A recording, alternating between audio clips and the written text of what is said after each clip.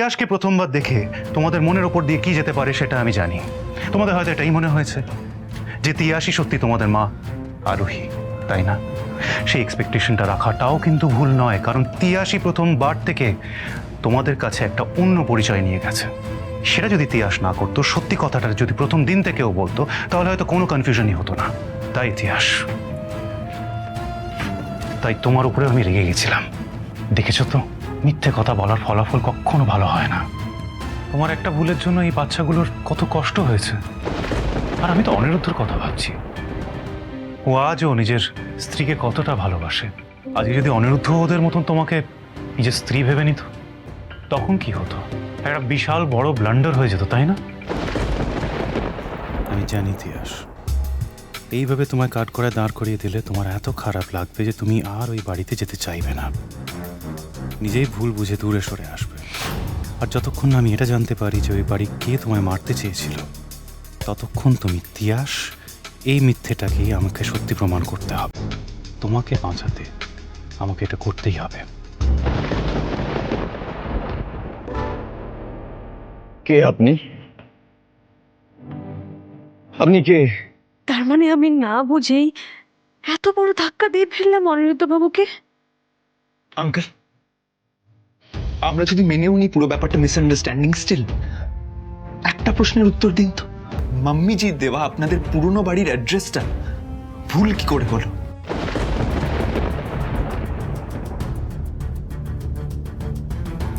আমি আমি আমি কি বলার? মা মিথ্যে কথা কেন বললো? তার মানে এরা ওই ঠিকানায় গিয়ে প্রমাণও জোগাড় করার চেষ্টা করেছে। মা তোমায় ভুল অ্যাড্রেস দেয়নি, মিথ্যে কথাও বলেনি। কিন্তু মা যেটা করেছে হলো, মা তোমায় অর্ধেক সত্যি কথা বলেছে। আমরা কারখানায় ছিলাম তিয়াস, তুমি তো জানো আমার মামার গার্মেন্টসের ব্যবসা ওইখানেই ছিল, সেটারই কারখানা। সেদিন কারখানায় পুজো ছিল, আমরা চেয়েছিলাম তোমার হাতেই পুজোটা দেওয়াবো, কিন্তু সেদিন কারখানায় আগুন লেগে যায়। তুমি এটা আগে বলনি কেন মল্লার? আসলে সেই দিনটাই একটা ডিজাস্টারে পরিণত হয়েছিল তিয়াস। সেদিন শুধু তোমার নয়, অন্য অনেকের ক্ষতি হয়েছিল, বহু মানুষ মারা গেছিল। এই ঘটনাটার পর তোমার খুব সেন্সিটিভ অবস্থা হয়ে গেছিল বলে আমরা কিছুতেই তোমাকে কিছু বলতে পারিনি, কারণ আমাদের মনে হয়েছিল যে তোমাকে সবটা বললে তোমার ট্রমা বেড়েই যাবে। সেই জন্যই সবটা বলা হয়নি তোমায়।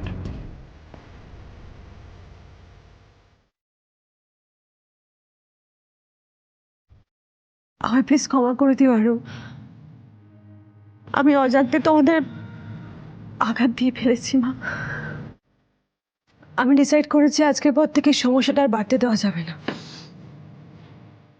আজকের পর থেকে কোনো রকম ট্রিটমেন্ট হবে না।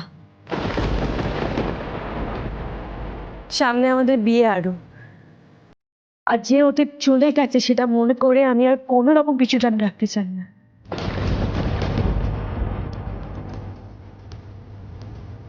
এবার যা হবে নতুন করে হবে। আমরা ধরেই নেব যে আমাদের জীবনটা এখান থেকে নতুন করে শুরু হোক। আরু, আরু শোনো, আরু। ওকে আমি সামলাচ্ছি। ওকে দেখে রেখো একটু, খুব বড় আঘাত পেয়েছে, ওকে প্লিজ সামনে রেখো। আরু, নিজের অজান্তে এতগুলো মানুষকে হার্ট করে ফেলেছি। আমার এই ভুলের কোনো ক্ষমা হয় মল্লার? হয় তিয়াস, হয়। যা হয়ে গেছে হয়ে গেছে, আর এটা নিয়ে ভেবো না। দেখো, আমি বলছি এরপরে আর কোনো গন্ডগোল হবে না। তুমি আস্তে আস্তে সব পুরনো কথা ভুলে যাও, দেখবে সব ঠিক হয়ে গেছে।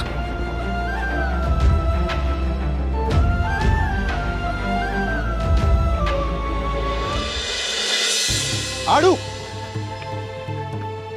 আরু, আরু তুমি ঠিক আছো? কি কি হয়েছে আরু? ওঠো ওঠো ওঠো আরু। আরু তুমি ঠিক আছো তো? কি করে ঠিক থাকবো বলো তো? আমি ওর শেষ আশা ভরসাটুকু যে ধুলোয় মিশে গেল আজ। আরও এটা যে একটা সম্ভাবনা ছিল সেটা তো আমরা শুরু থেকেই জানতাম, বলো। আমরা তো কখনোই শিওর ছিলাম না যে তিয়াস ব্যানার্জি আমাদের আরোহী দিদি। আমরা সত্যিটা জানার জন্য প্রমাণ খুঁজছিলাম, আর আজকে সেই প্রমাণগুলো আমরা পেয়েছি, সত্যিটা জানতে পেরেছি। এটাকে অ্যাকসেপ্ট করা ছাড়া তো আমাদের কাছে কোনো অপশন নেই। এই সত্যিটা তোমাকে মেনে নিতেই হবে আরু। কিন্তু সেই সত্যিটা তো আমার বেঁচে থাকার কারণটাই কেড়ে নিয়েছে বিট্টু। আমার আমার সব সময় মনে হতো, জানো তো, সব সময় মনে হতো যে মাম্মাম ফিরে এলে না আমার ফ্যামিলিটা আবার কমপ্লিট হয়ে যাবে, সব কিছু আবার আগের মতো হয়ে যাবে। কিন্তু আরু, আরু, যে সময়টা আমরা পিছনে ফেলে আসি সেটা আর ফেরত পাওয়া যায় না। আমি জানি এই সত্যিটা মেনে নিতে তোমার এখন খুব কষ্ট হচ্ছে, তুমি এটা অ্যাকসেপ্ট করতে চাইছো না, কিন্তু ইভেন্চুয়ালি তোমাকে এটা অ্যাকসেপ্ট করতেই হবে। আর তুমি যদি এই সত্যিটা অ্যাকসেপ্ট না করো তাহলে বাড়ির বাকিরা, স্পেশালি অনি ভাইয়া, কি করে এই পুরো বিষয়টা মেনে নেবে বলো তো? ভালোই হয়েছে আমরা আগে থেকে অনি ভাইয়াকে এই ব্যাপারে কিছু বলি। তোমার মনে আছে তো আরোহী দিদি তোমায় কি রেসপন্সিবিলিটি দিয়েছিল? তোমাকেই কিন্তু পুরো বাড়িটা সামলে রাখতে হবে, সব সামলে রাখতে হবে। সেটা পালন করবে তো, তাই না?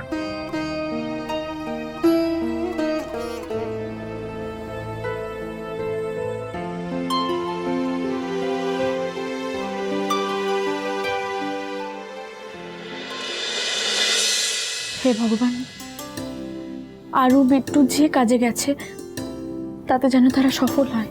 ওদের হারিয়ে যাওয়া প্রিয় মানুষটাকে আমরা যেন সবাই ফিরে পাই। আমি তো ভাবতেই পারছি না যে এত বছর পরেও দিদিয়াকে ফিরে পাওয়ার একটা সম্ভাবনা হয়েছে। এবার শুধু সত্যিটা মেনে নিয়ে আরাধ্যা সোনাকে নিয়ে যেন দিদিয়া এই বাড়িতে চলে আসে। আমি তোমার কাছে আর কিচ্ছু চাই না ঠাকুর। কিছু চেয়ে আর কোনো লাভও নেই মামু, আমাদের সব আশা এমনিই শেষ হয়ে গেছে। কি হয়েছে আরু? কি হলো আরু? কি কি হয়েছে বিট্টু? বিপিন, বিপিন,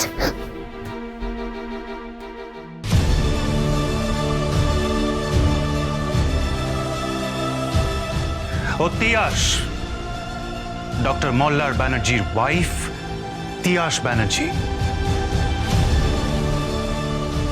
সামনে আমাদের বিয়ে আরু, আর যে অতীত চলে গেছে সেটা মনে করে আমি আর কোনো রকম পিছুটান রাখতে চাই না।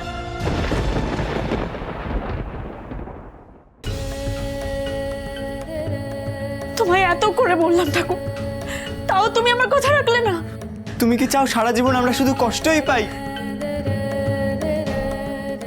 জানি না, জানি না কেন এই কথাগুলো বিশ্বাস করতে পারছি না। अच्छा ननद रानी, वो चोंडीतला में क्या तुम्हें कोई सुराग, कोई सबूत मिला? না, সেরকম কিছু এখনো পাওয়া যায়নি। হসপিটালে আগুন লেগে গিয়েছিল, তাই জন্য অনেক ইম্পর্টেন্ট ডকুমেন্টস পুড়ে গেছে। আর তাছাড়া পরে হসপিটাল শিফট হয়েছিল, সেই জন্য অনেক কাগজপত্র এদিক ওদিক হয়ে আছে, একটু সময় লাগবে খবর। তবে আরও মল্লার ব্যানার্জির সমস্ত কথা আমরা চোখ বন্ধ করে মেনে নেব না। সব আশা এখনো শেষ হয়ে যায়নি মা, আর যেটুকু আশা বেঁচে আছে তার জন্য শেষ বাজিটা আমাদের খেলতেই হবে।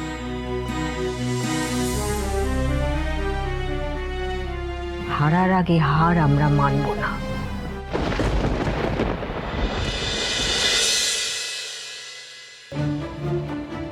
কিরে মল্লার, কি হয়েছে তোর? তুই এরকম হেরে যাওয়া মানুষের মতো বসে আছিস কেন? আর তিয়াস, তিয়াস কোথায়? মা, তিয়াস ওই ঘরে আছে। ঘরে আছে? ও একা ঘরে দরজা বন্ধ করে করছেটা কি?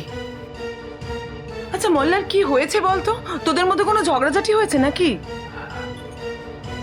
মা, আজ আসলে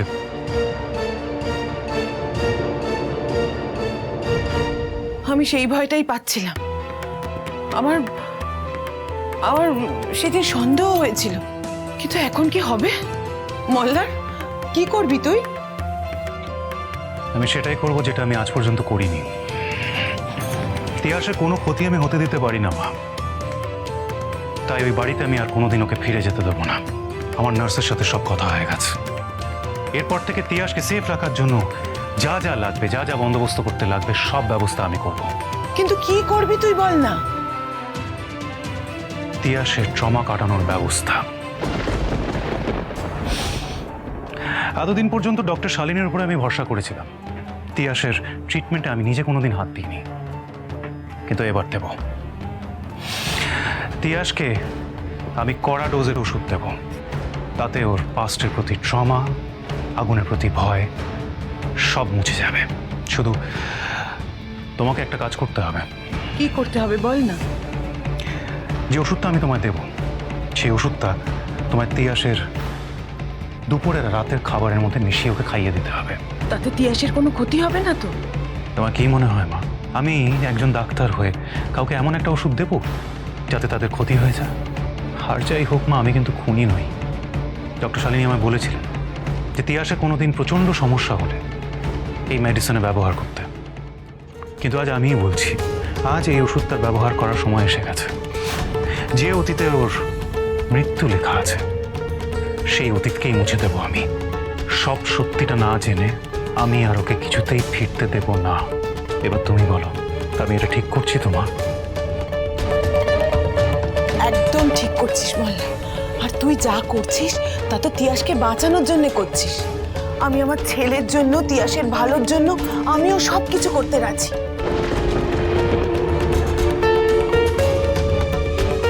অনিরুদ্ধবাবু এই জন্যই আমাকে অ্যাভয়েড করছিলেন, কারণ আমাকে দেখে ওনার আরোহীর কথা মনে পড়ছিল।